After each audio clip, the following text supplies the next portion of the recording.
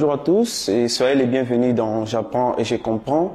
Aujourd'hui, nous vous présentons un nouveau cours qui est la géométrie analytique. Un cours trop important pour ceux-là qui ont suivi les cursus de l'ingénierie, sciences mathématiques, l'architecture ainsi que d'autres domaines qui sont liés à la mathématique.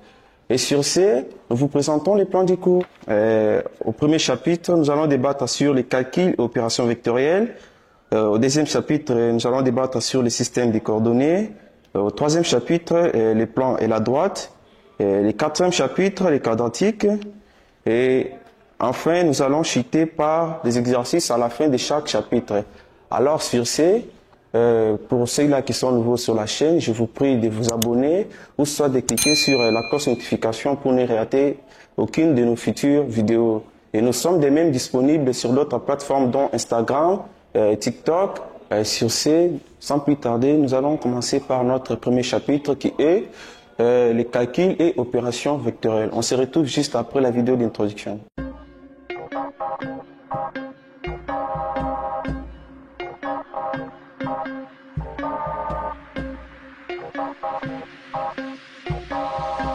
Voilà, nous avons notre premier chapitre qui est les calculs et opérations vectorielles. Les premiers points qu'on va débattre sur ce chapitre est en fait les généralités sur les calculs et opérations vectorielles. Qu'est-ce qu'on doit savoir sur les généralités sur les calculs et opérations vectorielles? Premièrement, nous devons d'abord commencer par connaître c'est quoi la définition d'un vecteur. Alors, pour ne pas trop employer des termes mathématiques pour vous compliquer la vie, vous devez très bien savoir que, en ce qui concerne la définition d'un vecteur est un segment de droite orienté. Lorsqu'on parle d'un segment de droite, nous devons avoir d'abord l'origine A et l'extrémité B. Voilà, un segment de droite. Donc, pour avoir ce segment de droite, on doit avoir l'origine A et l'extrémité B. Et puis, lorsqu'on nous parle d'un segment de droite orienté, cela veut dire qu'un vecteur doit aussi avoir un sens. Qui dit orienté parle du sens. Donc, nous avons le vecteur AB, qui est un segment de droite orienté. Un segment de droite orienté ayant une norme. Voilà, la norme AB est notée AB. Voilà, la norme AB. Elle est notée comme vous le voyez.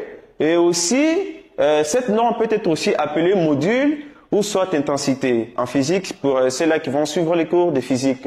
Alors sur ce, il ne faut pas confondre la norme d'un vecteur et sa mesure algébrique. C'est deux choses différentes. Qui dit mesure algébrique se contente juste au niveau du vecteur, du segment de droite AB.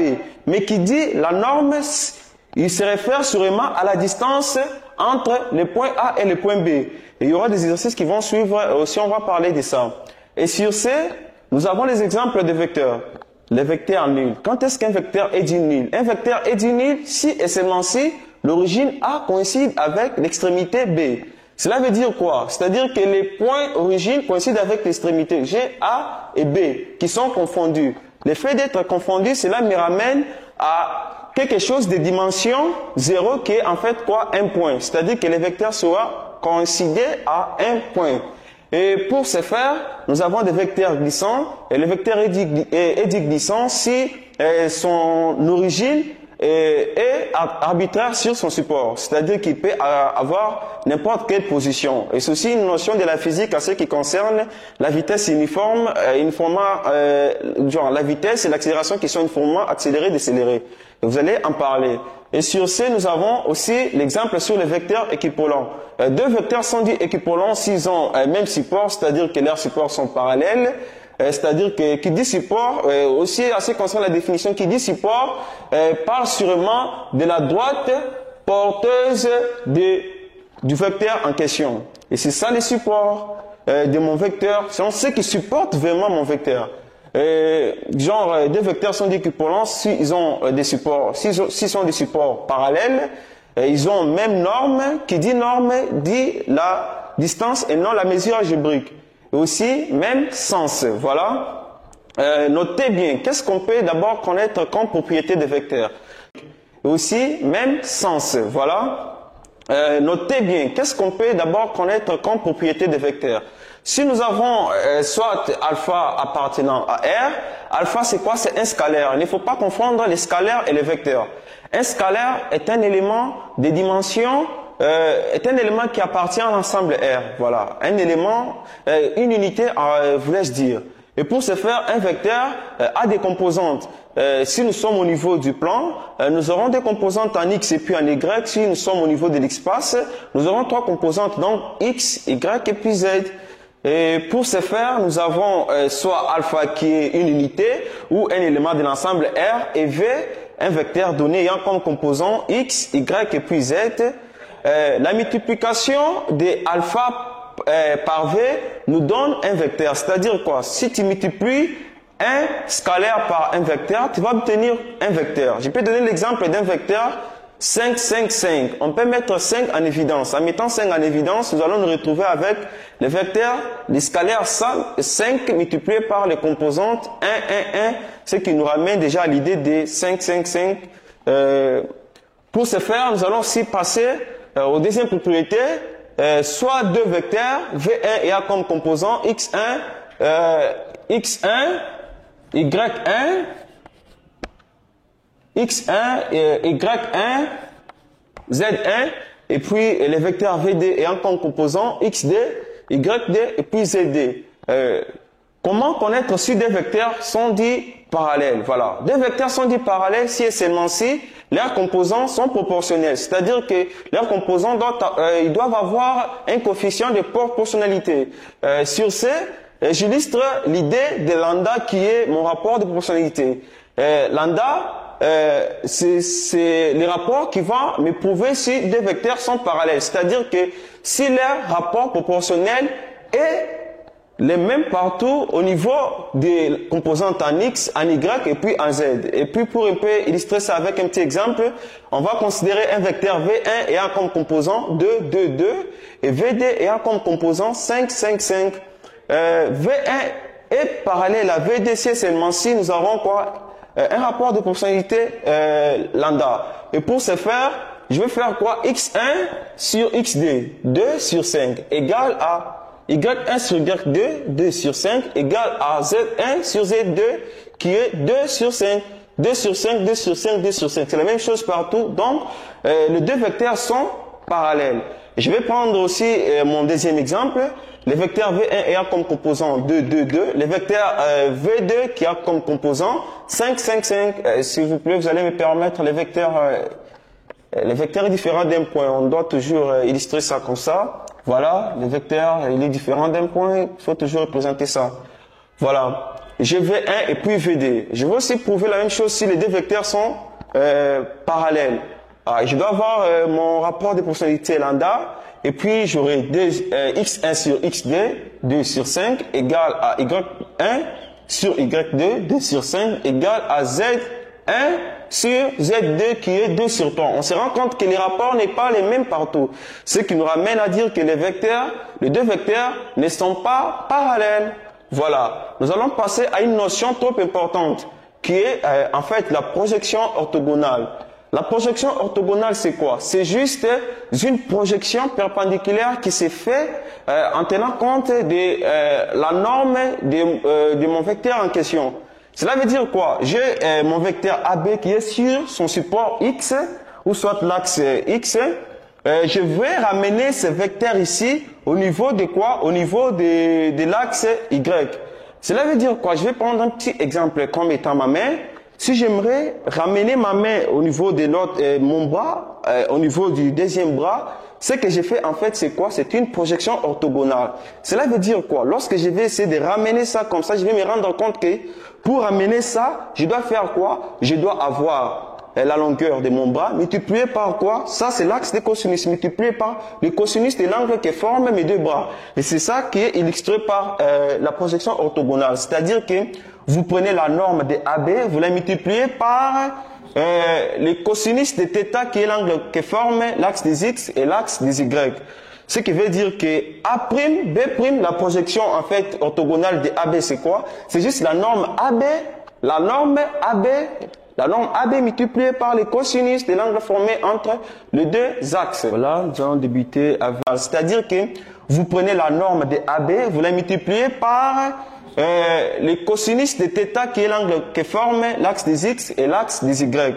Ce qui veut dire que A', B', la projection en fait orthogonale de AB c'est quoi? C'est juste la norme AB, la norme AB multipliée par les cosinus de l'angle formé entre les deux axes. Voilà, nous allons débuter avec le deuxième point du premier chapitre qui est en fait la représentation géométrique et analytique d'un vecteur. Comme je l'ai prôné sur la définition, un vecteur c'est un segment de droite. Qui dit segment de droite parle de la mesure algébrique.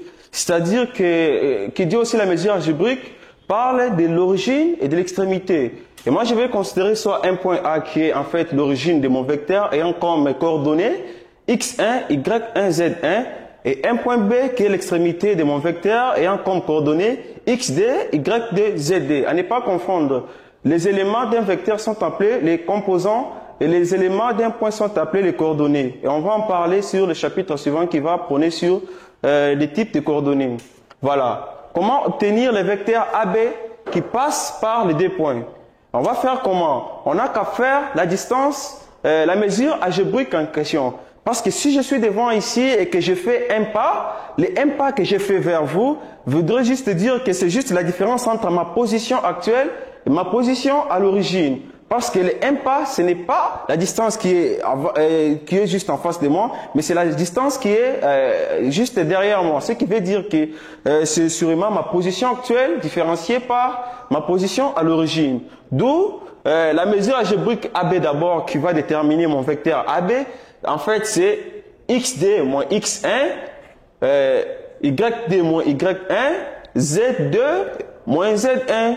Et le fait de faire la différence sur chacune des coordonnées, vous allez obtenir automatiquement tous les composants du vecteur AB. Et sur ce, je vais donner un exemple analytique d'un vecteur que je vais nommer OM.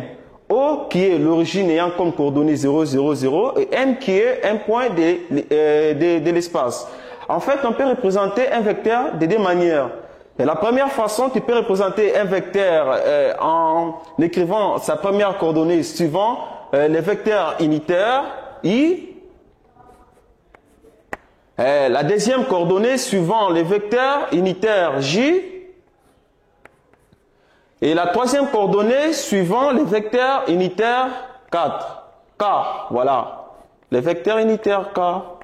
Voilà. C'est quoi un vecteur unitaire? Pour trouver le vecteur unitaire, il faut juste diviser les vecteurs qui vous est donné par sa norme. Et comme preuve, la norme du vecteur unitaire vaut toujours une unité qui est 1. Et pour ce faire, on peut aussi représenter un vecteur analytiquement par ses composantes.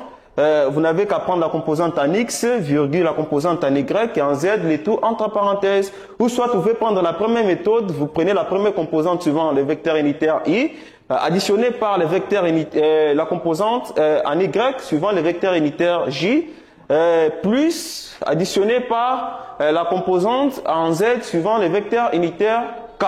Je vais prendre l'exemple d'un vecteur OM qui a comme composant 2, 3 et puis 4. On me demande de représenter ces vecteurs au niveau de l'espace. Comment est-ce que je vais faire pour représenter les vecteurs au niveau de l'espace, ou soit les coordonnées du point M, vu qu'on sait très bien que le O a comme coordonnées 0, 0, 0.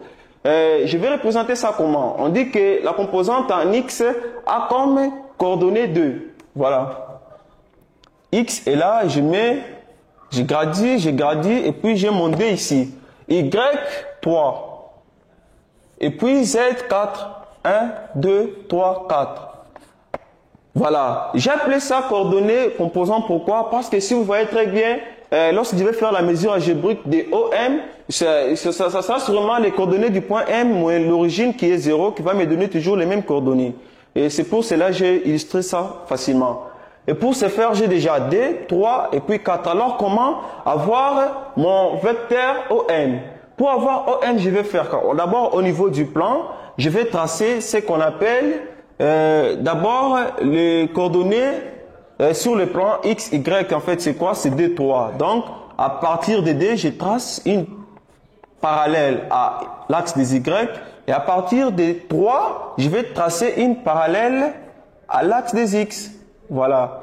Je trace une parallèle à l'axe des X. Voilà. J'ai en fait ici le vecteur OM'. M' genre sur l'axe des Y. Et ce point ici, M' a comme coordonnée X qui est 2, Y qui est 3, et puis Z qui est 0, parce que là, on n'a pas encore tenu compte des Z. Et pour ce faire, alors, comment trouver les vecteurs OM? À partir de ces points trouvés, je vais tracer une parallèle à l'axe des Z. Je trace une parallèle à l'axe des Z et je gradis ça. 1, 2, 3, 4. À la quatrième gradation, comme l'indique l'exemple, je mets 4 et je veux maintenant mettre mon point M qui a maintenant comme coordonnées 2, 3 et puis 4. Voilà en fait mon point, mon vecteur OM. Voilà, on passe au troisième point qui est en fait les produits scalaires des deux vecteurs. Voilà. Qu'est-ce qu'on peut retenir sur ces les produits scalaires des deux vecteurs et les nombres algébriques définis par V1 scalaire VD scalaire V2 vaut la norme de V1 multipliée par la norme de V2 multipliée par les cosinus de l'angle formé entre les deux vecteurs. Et sur ce que vous devez savoir sur les produits scalaires, vous devez juste retenir que les produits scalaires, c'est en fait la projection orthogonale. Et j'ai expliqué en fait l'efficacité et toutes les notions qui sont liées à la projection orthogonale. Qui dit produit scalaire des deux vecteurs, dit la projection orthogonale de ces deux vecteurs, produit scalaire des deux vecteurs. Voilà. Qu'est-ce qu'on peut retenir sur ces les produits scalaires des deux vecteurs et les nombres algébriques définis par V1 scalaire VD scalaire V2 vaut la norme de V1 multipliée par la norme de V2 multipliée par les cosinus de l'angle formé entre les deux vecteurs. Et sur ce que vous devez savoir sur les produits scalaires, vous devez juste retenir que les produits scalaires, c'est en fait la projection orthogonale. Et j'ai expliqué en fait l'efficacité et toutes les notions qui sont liées à la projection orthogonale. Qui dit produit scalaire des deux vecteurs, dit la projection orthogonale de ces deux vecteurs sur l'axe des cosinus. C'est-à-dire que vous allez prendre juste la norme de V1, vous la multipliez par celle de V2 et aussi par les cosinus de l'angle formé entre de l'angle qui forme les deux vecteurs. Alors, ce qu'on doit savoir comme propriété des produits scalaires des deux vecteurs, V1 scalaire V2 nous donne V2 scalaire V1, ce qui veut dire que c'est un produit qui est purement commutatif. C'est vraiment commutatif. La personne qui fait V1 multiplié scalaire V2 aura la même solution que celle qui fera V2 scalaire V1. Et sur ce, si l'angle qui forme les deux vecteurs est pi demi, donc l'angle de 90 degrés, le produit scalaire sera nul. Pourquoi? Parce que nous aurons la norme de V1 multipliée par la norme de V2 multipliée par les cosinus de pi demi qui est en fait 0. Ce qui va nous ramener à ce que le produit scalaire sera nul lorsque l'angle qui forme les deux vecteurs est nul. Et sur ce qu'on doit savoir sur la représentation analytique du produit scalaire lorsque les trois axes sont perpendiculaires 2 à 2, on doit juste retenir que l'expression algébrique V1 scalaire V2 sera donnée par la composante X1 multipliée par la composante XD plus la composante Y1 plus multipliée par la composante YD plus la composante Z1 multipliée par la composante Z2. Et pour ce faire, si l'angle qui forme les deux vecteurs est celui de pi demi dans 90 degrés, ça va nous ramener au cas que j'avais énoncé au niveau des propriétés, ce qui veut dire que toute cette représentation sera nulle. Ce qui veut dire que x1 multiplié par xd plus y1 multiplié par yd plus z1 multiplié par z2, ça va nous donner sûrement 0. On va passer aussi au quatrième point qui est en fait les produits vectoriels de deux vecteurs. Qu'est-ce qu'on doit en fait connaître sur le produit vectoriel des deux vecteurs? Le produit vectoriel des deux vecteurs est noté W ou soit V1 vectoriel V2. Voilà. Donc, le module, c'est quoi? Le module de ce produit, c'est quoi? C'est juste la norme de V1 multiplié par la norme de VD et tout multiplié par le sinus θ. Et puis, je vais essayer d'illustrer ça. En fait, cette identité voudrait dire quoi? C'est sûrement prendre les vecteurs V1 et V2 et les projeter sur l'axe des sinus. C'est pour cela, à ce niveau, nous avons les vecteurs V1 et le vecteur V2 de ces côtés. En fait, le W qui est le vectoriel entre qui est le produit vectoriel entre V1 et V2 est un vecteur qui est perpendiculaire aux deux autres, ce qui veut dire que c'est une projection de ces deux vecteurs sur cet axe. Et pour ce faire, l'expression algébrique du produit vectoriel des deux vecteurs est donnée par cette identité matricielle. Donc, nous aurons I, J, K qui sont en fait les trois vecteurs unitaires suivant les trois axes. La composante X1, la composante X1, Y1, Z1 du vecteur V1, la composante XD, Y2, Z2 du second vecteur. Alors, ce que vous devez savoir sur ça est que lorsqu'on va vous donner l'exercice, c'est en fait ça l'identité que vous allez utiliser pour trouver solution à votre problème.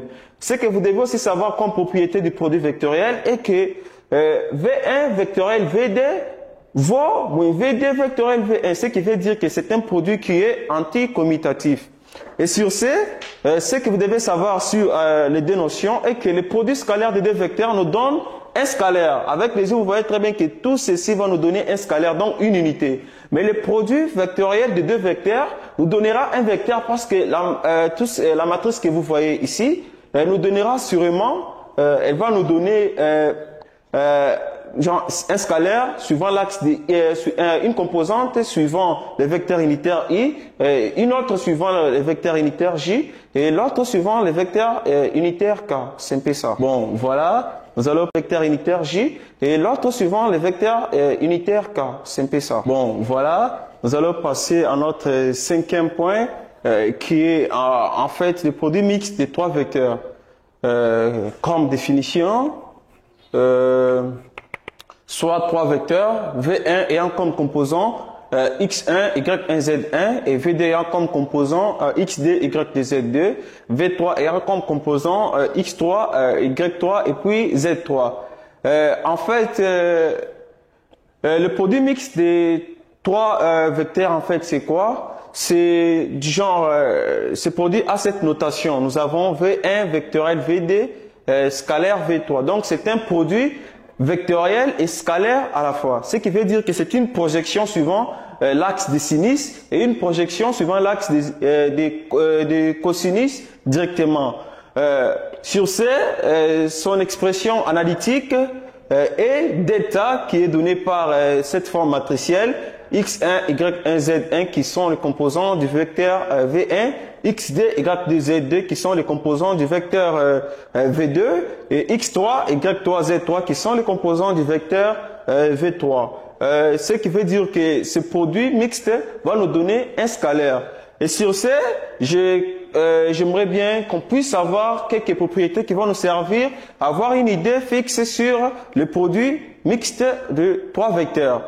Premièrement, je vous ai dit que le produit mixte de trois vecteurs, c'est sûrement une projection orthogonale mixte suivant l'axe des sinus et l'axe des cosinus au même moment. Voilà, l'axe des sinus et l'axe des cosinus au même moment. Et sur ce, la valeur absolue du produit mixte